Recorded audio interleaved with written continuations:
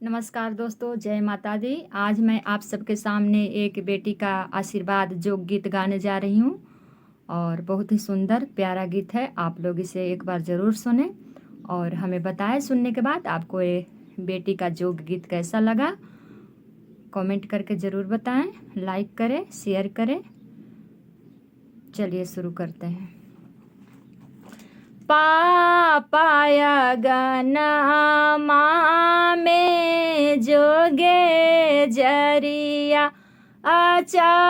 चाया गनमा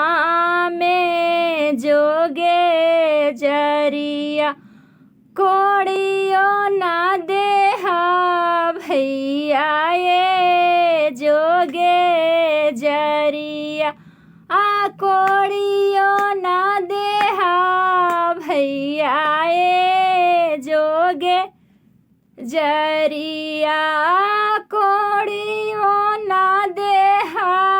भैया ये जोगे जरिया कोड़िए उड़िए भैया सी लौटी रखलन कोड़िए उड़िए भैया सी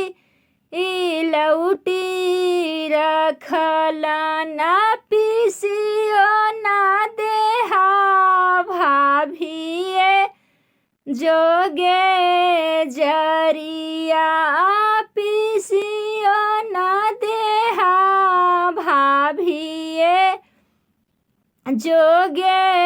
जरिया पीसिए उसिए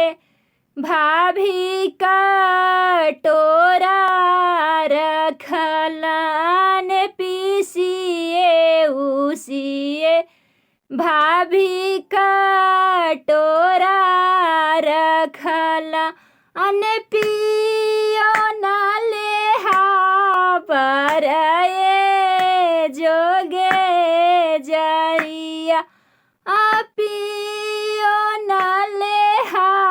बर ये जोगे जरिया पियुए दुल्हा जब खाड़ा भेलन पिए के दुल्हा खाड़ा भेला न बड़ी निक लागे ना जोगे तोरे बोलिया बड़ी बेस लागे ना जोगे तोरे बोलिया बड़ी निक लागे ना जोगे तोरे बोलिया बेसो ना लागे बर ये तोरे बोलिया नीको ना लागे बर ये तोरे बोलिया बेसो ना लागे बर ये तोरे बोलिया